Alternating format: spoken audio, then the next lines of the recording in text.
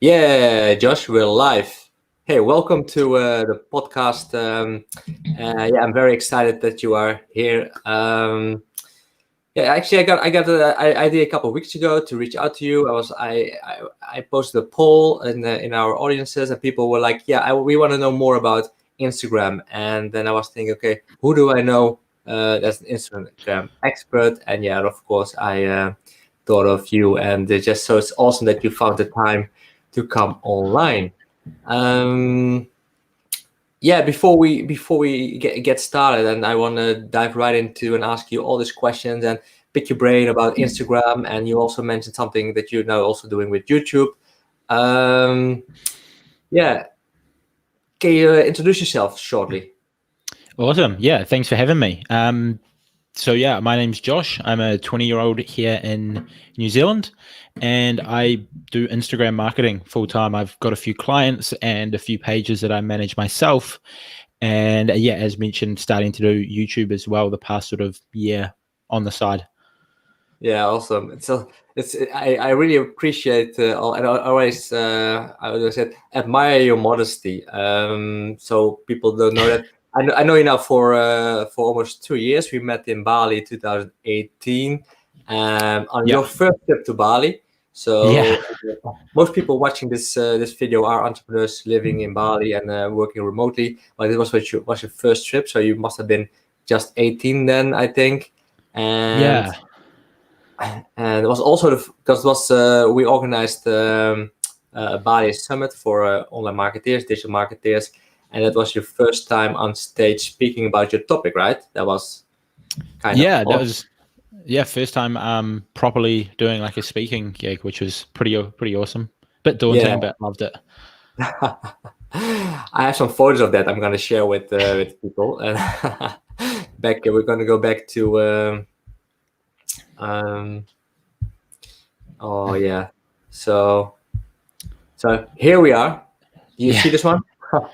Yeah, I got it. This was your workshop, remember this? So Yeah, yeah, I you remember gave that. a little workshop to us. Yeah, of course, I'm there with the hat, very obvious. Yeah, And this was our little team of digital nomads, and a couple of them actually came to us to our Bali retreat, yoga and diving retreat afterwards. So it was pretty cool. So yeah, this is yeah, definitely when I met you, and we got a lot of value out of this. And you said something about daunting on stage. So this was the first time on stage for you, right? yeah, Yeah, cool. And for the people in Bali, on the left side you see some Bali regulars, the Unstoppable family with Henley Swan. Yeah, they're also part of our community. So yeah, they oh might yeah, watch awesome. as well. Yeah, Henley was an amazing Yeah, speaker back then. But yeah, I really enjoyed it. I got a lot of value out of it. So that's why it's just awesome to have you here now. And yeah, let's just pick your brain. Because back to the modesty, you do very well. Yeah, you said you have a couple of clients, but how old were you when you started becoming an entrepreneur? I mean, technically, I had like a Coke vending machine when I was like 9, which I Yeah, guess was the first thing that I did. But social media when I was like 15, I guess I started it, but probably wouldn't consider it like a real business for like the first 2 years. Then after that, it was probably a bit. So it probably wasn't until 17, 18 where it was like a proper business that was bringing in an income and so on. yeah, an income, and basically you could travel the world on it, so you could do Yeah, whatever. yeah. Location independent.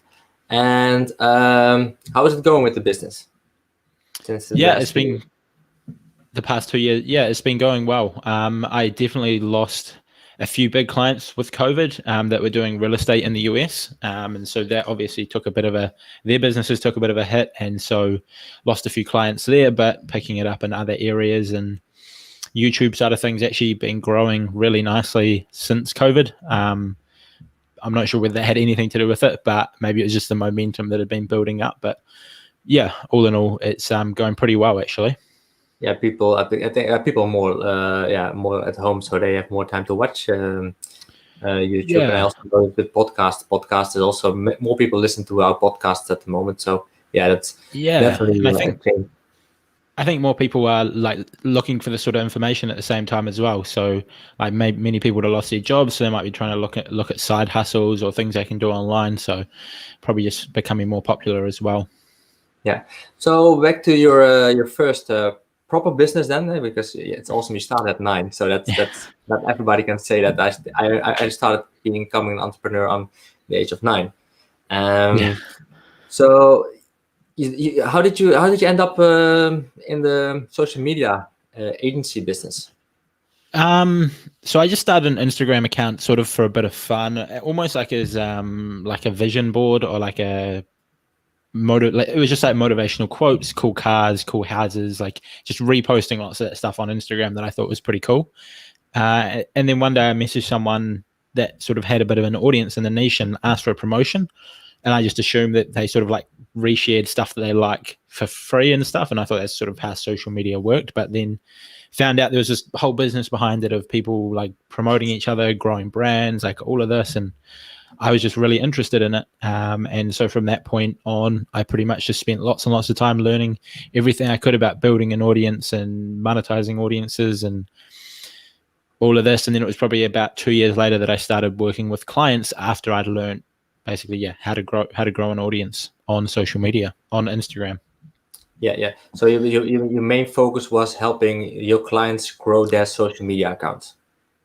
Yeah. Well, at first it was growing my own account. I had like a motivational page, and then after I'd grown that up to a decent level. Pardon? Which one is the motivational page? It was millionaire.dream. Okay. Yeah. And that was the sort of like first page that I grew, and it's about to hit 500,000 now. And after I'd sort of learned how to grow on social media with that, I started offering my services to clients. Yeah, and that was very successful because you landed some very big clients with that. Yeah, it's been pretty good. Yeah. I know you're not from the name dropping, but are there some of the clients you're very proud of that you have? Yeah, I mean, we did some stuff with Russell Brunson for a while. Was probably the biggest one that I didn't sign an NDA with, because lots of those guys seem to want NDAs, but they didn't. I don't do his Instagram anymore. We sort of did about 1.5 years with him, and have done some other stuff with him since. But he's probably the biggest one that I can think of. We also did some stuff with Daniel Wellington. I'm not sure if you know the watch brand, although that was mostly just promoting them through my accounts. Quite a big, like, simplistic watch brand. Awesome. But yeah, they're probably the main two that I can think of. Yeah. But then, so most of that, what you do is it then personal branding at the moment? Yeah, that's the main thing that we're doing. Yeah. So how does it look now? Because now 2020, COVID happened. What is new on Instagram, and how can you apply this to your personal branding nowadays to still be effective? Because Instagram changed a lot over the last 2 years. When we met, it was a lot of automation. Your peers on the stage, they taught us all about these automation tools that we could use. Even they learned themselves to grow their accounts by using organic growth. So, but then in 2018, it was very hard to use automation. Automation basically died. That's my understanding and my experience. But what is now in 2020 then the way to grow your business, or you grow your Instagram account if you want to use it as a personal brand? Yeah. So automation had been, on the decline the past few years, but pretty much the last couple of weeks, if it wasn't already dead, Instagram automation is pretty much fully gone now. Like all the engagement groups and all these like hacks that people are doing, Instagram put out like a press release like a week ago saying that basically all that stuff, if you're doing that, your account's going to be gone, which is, I guess that's good though. But the main things that we're seeing is the number one way to grow is boring, but just engaging in the community lots, and then you just get known in your niche. So if you're regardless of what niche you're in, if you just go in and engage on lots of the bigger accounts in your niche, engaging on lots of the hashtags, that's getting your profile out there.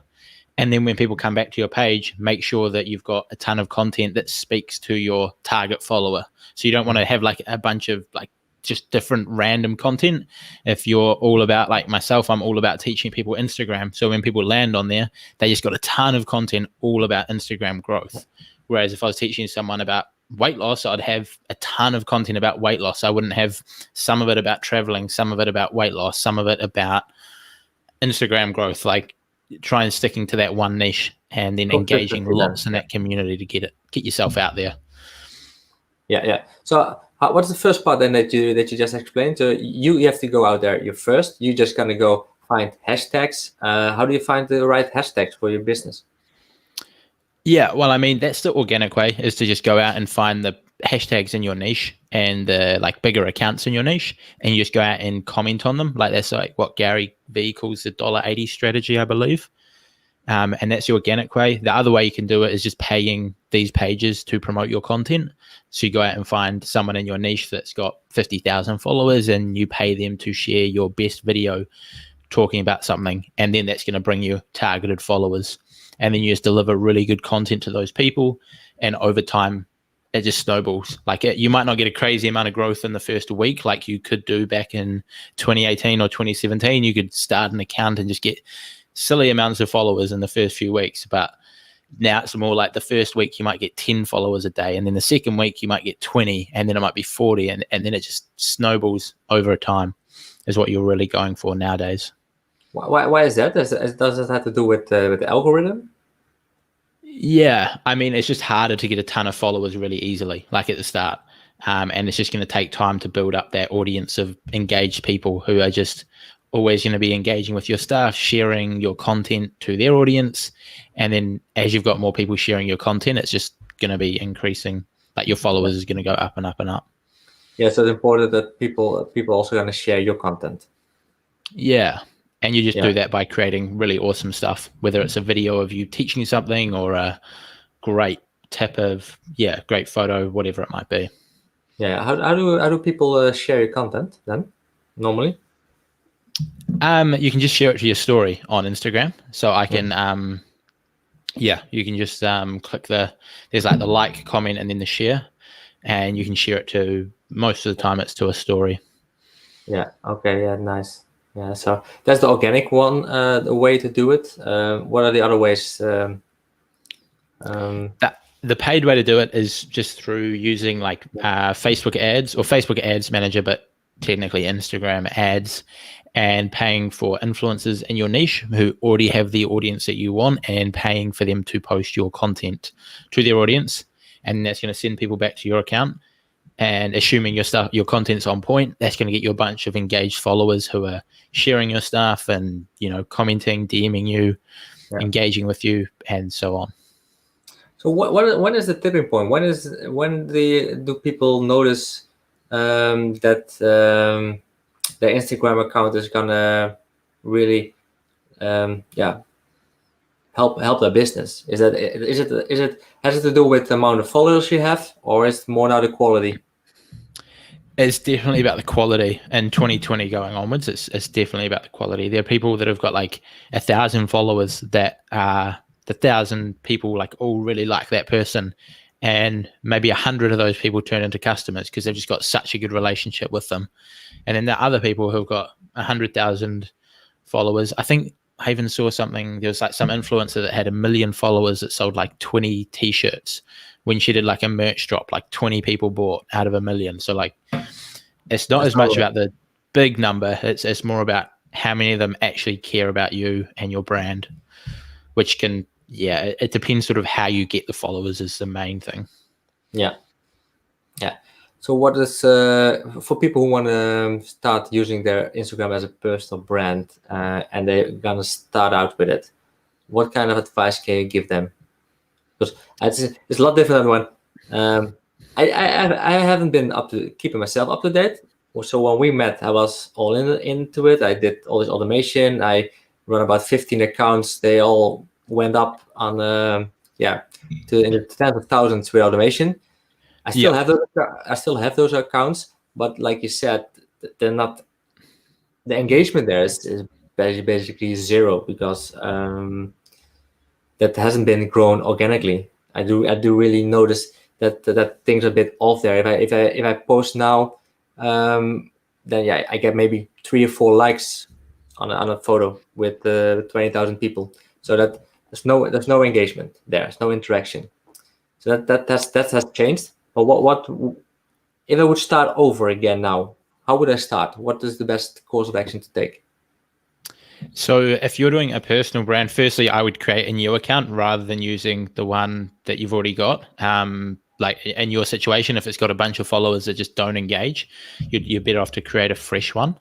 And then go out there into your niche, look at the content that people in your niche are already putting out, and sort of find a way that you can do it better. Like maybe you can give better advice, or maybe you can design it nicer that looks prettier or in a new way, and then just put out that content just super consistently. Like if you put out 3 really good pieces of content every single week, use targeted hashtags inside of your niche, and then just spend 30 minutes every day engaging in that niche. So like going to pages in your niche that have got a following and just commenting on it, replying to the comments on it, like all that boring stuff that might be time consuming or repetitive, but like over time that stacks up, because if you get like 3 loyal followers from that first day, and then the next day you get 3 more, and then it just snowballs, because those people then start really engaging with your content, which is going to start ranking in the algorithm, and then you're going to it's just the whole snowball effect. So I would really focus on that, putting out better content than what's already in your niche, and then engaging lots on hashtags. If you've got a bit of a budget, you can pay for influencers to share your content to their audience, which is going to be a really good way to get started. But if not, it just comes down to just lots and lots of engagement in that niche. Okay, and there's a lot of engagement. And you mentioned something like three posts a week. Is that enough? It depends on sort of what, like, it depends on sort of what you're doing. Like if you are running a personal brand and it's like really thought out, in-depth posts, like 3 or 4 a week is enough. If you're running like a theme page where it might just be like a travel account and you're just reposting content, then you might want to do 3 or 4 per day. Like, because you can just like find someone else's viral video and then repost it or whatever. Like, yeah, if you're doing that, which still works in 2020, those like theme pages, still great way to grow. It's going to be much easier to grow, but the followers are going to be less valuable because they're not like connected to you and your personality and so on. No, because they're connected. They basically see the beautiful pictures, the beautiful videos, but they're not your. That's not your content. You're just sharing it. Yeah. So recap. If I would start now, if anybody wants to start as a personal brand, 3 amazing posts a week. Make sure you find which hashtags from your niche are important. Look up other influencers, other people in that niche. Engage with the people in their accounts. You might share posts from each other. So that's basically the way to start. How important is it to really have your personal brand in place when you start, like your colors, your branding photos, all that kind of stuff?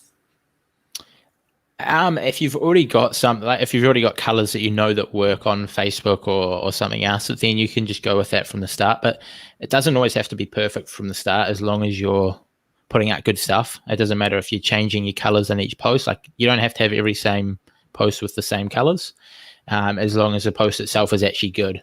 Like, you're better off to have like a post that gives really good advice around something, around weight loss, that's got like average colors, compared to just like a generic post with nice pretty colors on it, if that makes sense. Yeah, because in the past was always about who had the most beautiful photo. Yeah, I mean, that's sometimes is what people look for, but if your people are following you for great content, they're going to be much like more loyal fans, which are going to turn into email subscribers, leads, customers, etc. Yeah, that makes sense. True. We my partner and I actually we created a new Instagram account for the wine region here. We're now Southwest Australia, stuck here due COVID-19. So we just started a new Instagram account because we just visiting all these wineries here and chocolate factory and having good time, and just wanted to engage with the community here. So that account is growing very fast. That's It's a very small community here. Everybody knows each other. Yeah. So there's a lot of interactions, sharing, tagging. I was it was just mind blowing to see how quickly that account grew. That was quite fun. Especially if you're in like quite a unique niche. Like I can't imagine there's too many other people in your area doing that, right? Like there's not too many. No. Yeah. So like if you're doing that and it's standing out, that's going to stand out to those people, and then more people will share it, comment, like you say, it blows up. Yeah, fun with that. So what is the biggest new thing in 2020 on Instagram? I would say there's not too much new. I would say the strategies are probably the same that has been working probably for the past year or so, of just literally just focusing on awesome content, which, because like in the past there was lots of things you could do to sort of like grow it, even if you didn't have the best content. Like there was all these like follow unfollow things, or the automation, like you say, there was all these engagement groups. But now at the end of the day, like if you can get your content on point, you're going to get people sharing it. It's going to get pushed in the algorithm more. It's going to show up at the top of hashtags. Like that's the make or break thing, because you can have like all the best strategy, but if people land on your page and it's just kind of boring, they're not really learning anything, they're not really getting anything out of it, then it doesn't matter how many people see your profile, you're not going to get followers and true fans. Whereas even if only 1,000 people a week see your profile, but it's like amazing content, like way better than they've ever seen, you're going to be picking up hundreds of followers a week, which is going to just turn into more and more and more. Yeah. So I think that's just become more apparent probably in 2020, because all the other things are like dying off. And yeah, that makes sense. Yeah, and like you said, automation is completely dead. Yeah. What do you think of IGTV? I think it's awesome. I think it's massively underused as well. Although the one thing, well. Pardon? That was my idea as well. Yeah, it's underused. Yeah. I think it's great to use. Although the one thing with Instagram TV, you just need to make sure the start of it is really captivating. Like lots of people might open an Instagram TV with like, "Hey, my name's Josh, and you know this is me," and then they get into the subject of whatever they're talking about. Like you have to capture that attention in the first few seconds, because if you can create an Instagram TV video that gets 20% or more watch time, like it'll go viral. Like it'll just go crazy viral. It'll get hundreds of thousands of views. But the problem is like people struggle to convert someone that they don't know into watching 20% or more, because they probably start it and they're probably kind of boring, and then they sort of get into the video. But if you just start it high paced and get right into it, and you captivate people, then it'll just go really, really well. Like I've had videos on some of my bigger accounts where it's got bad watch time and it might get 5,000 views. And then I post one that's got like 25% average watch time and it gets like 500,000 views. Like it just goes crazy. Wow, that's awesome. That's I don't see many people use it, so I agree. I think it's yeah, it could have been more popular. I think more people use it. I think they kind of missed the mark when they brought out Instagram. I'm not sure what they should have done, but it didn't seem that everyone sort of adopted it. But they're going to start paying creators soon, similar to YouTube. So maybe that'll get more people using it. I'm not sure.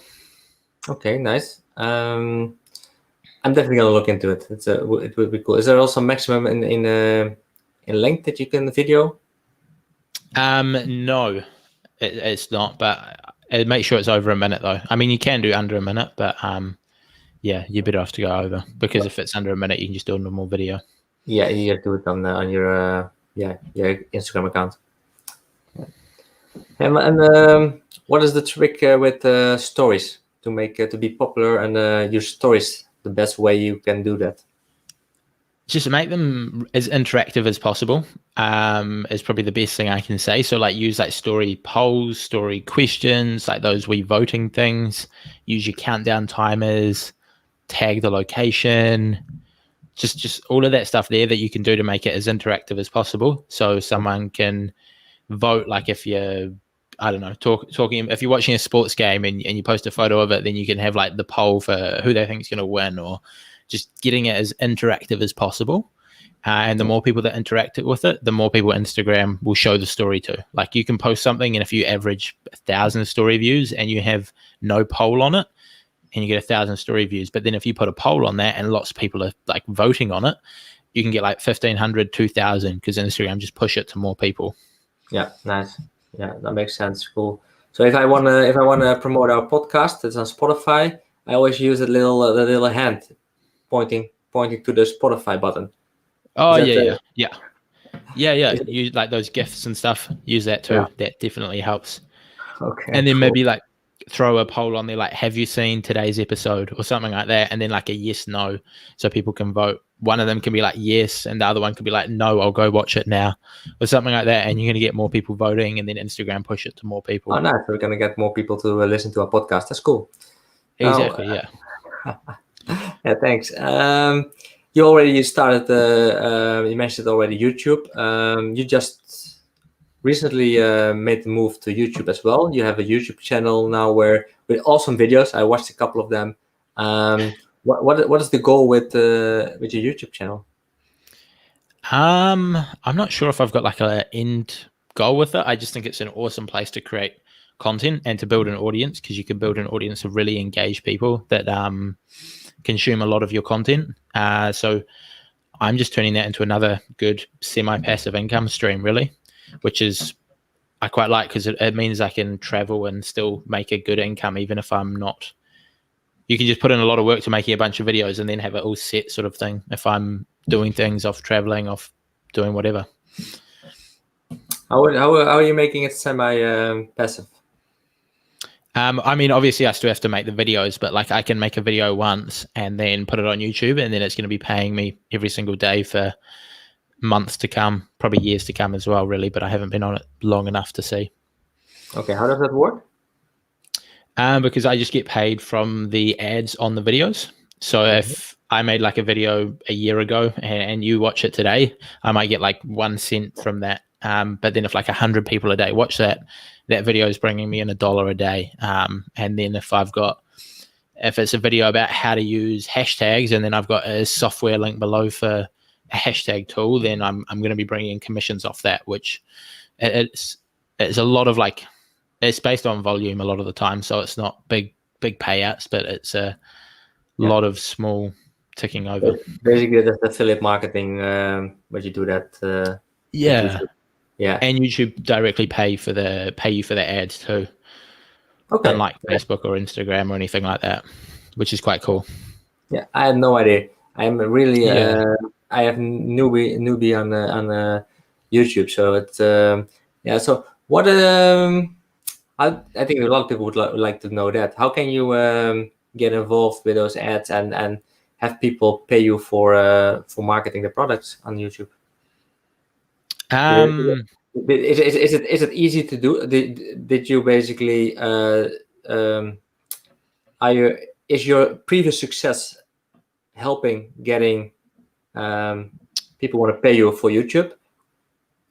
So YouTube, you get paid like directly from YouTube. So people, it's just like on Facebook when you see ads, it's like YouTube are paying you.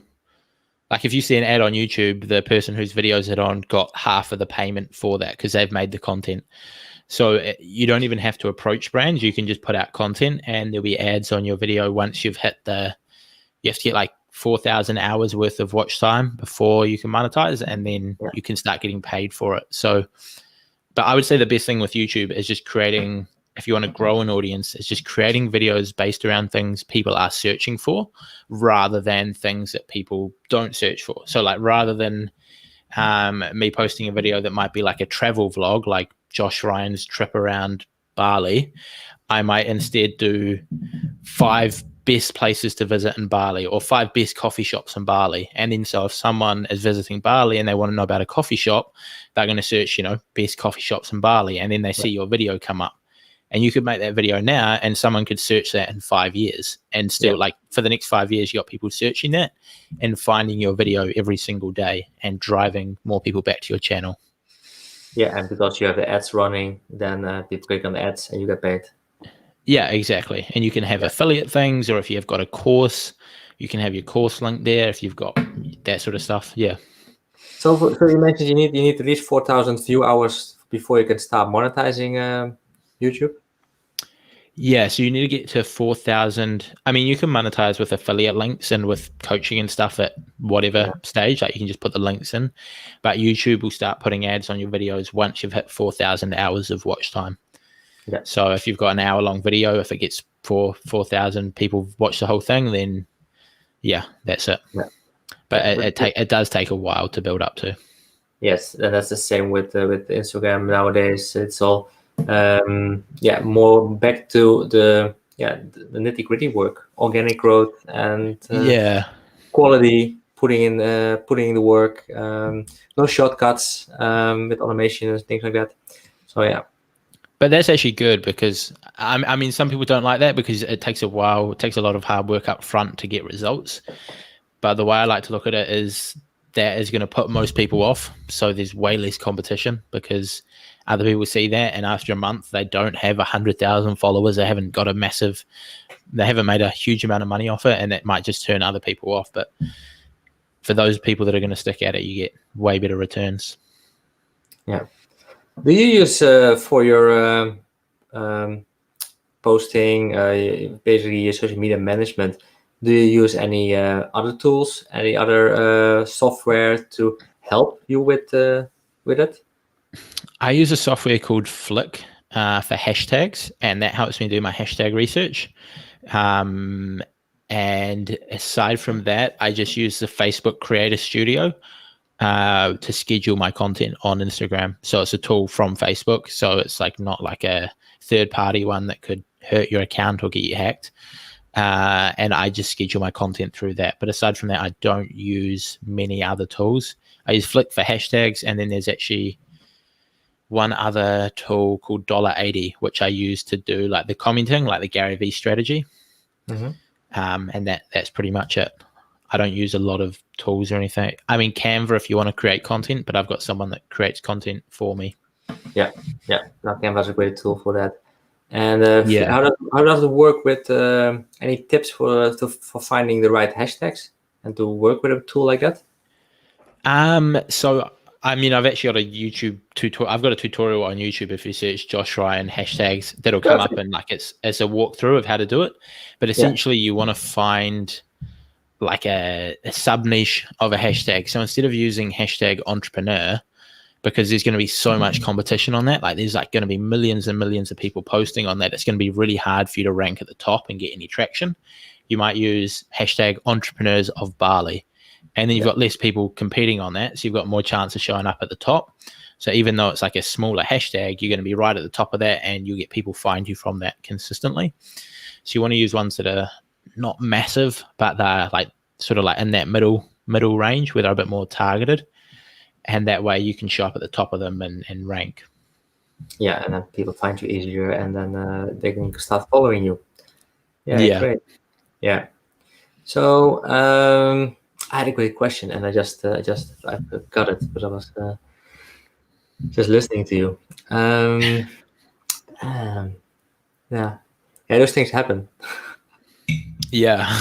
So you're working just continue. You're working on your website now. Are you building a new website?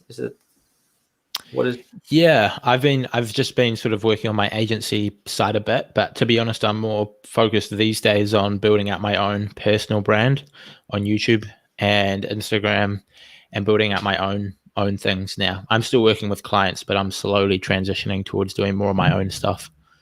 Yeah, what is in store for you for 2020 then? What is that new personal brand gonna look like? It's probably going to be just more of what it is now, like just at a higher level. So as I get better at creating content for YouTube, it'll be better content there. And as I get better at creating content on Instagram, it'll just get better and better and better. Probably more of that, really. Just constantly improving is basically the idea. Yeah.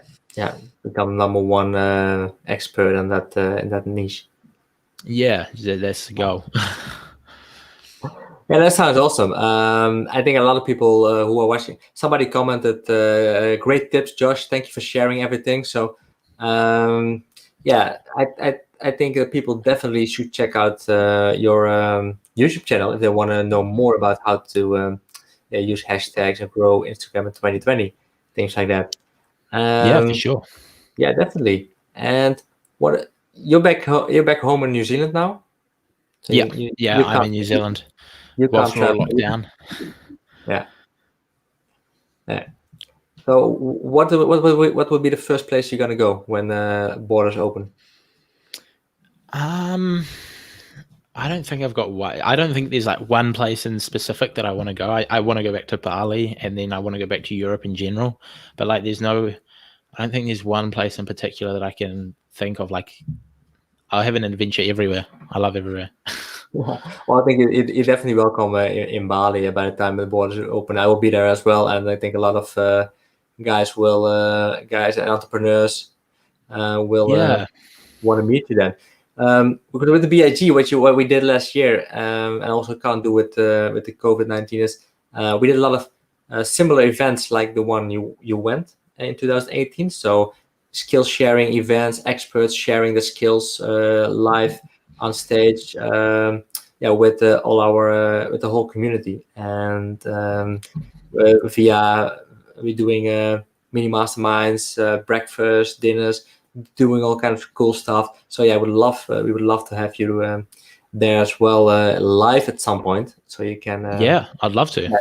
meet the community and share more stuff. Somebody else said, definitely gonna check your YouTube site, and thank you for sharing. So yeah, what else can we talk about? Because I am running out of questions. I've asked everything I wanted to ask about Instagram and YouTube. So are there any other topics that you want to share? Any some last things you want to mention? What can I don't know. Is there any specific questions from the audience that they wanted answered? I mean, I feel like No. I've shared most I can with Instagram.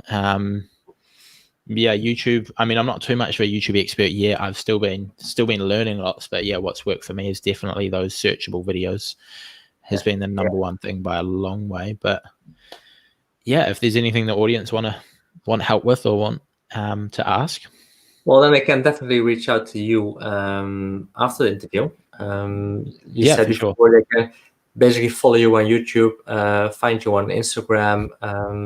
You can just send you a message. When is your website going to be online again? So I'm still working on my personal brand one though, although my agency one is live at the moment, but it's still getting some improvements on it. Yeah. Okay. So at one point you're going to be very visible, and people just can reach out to you and have a chat. My Instagram's just Josh Ryan if people have questions. Yeah. Cool. No, then I'm done. I have no more questions, and neither have the audience. So yeah, I want to thank you very much for this interview, and it's fun to have you here live again, and definitely looking forward to see you at one point in the okay. somebody just sent a message. No, my head is full. Let me just get started on all the info received. So definitely you have given a lot of value information to people. So yeah, they can just process it, and afterwards they can just reach out to you. So thanks again, Josh. It was awesome to having you here. Looking forward to see you in Bali at some point. And I wish you all the best for the rest of the year. Awesome. Thanks for having me. You're welcome.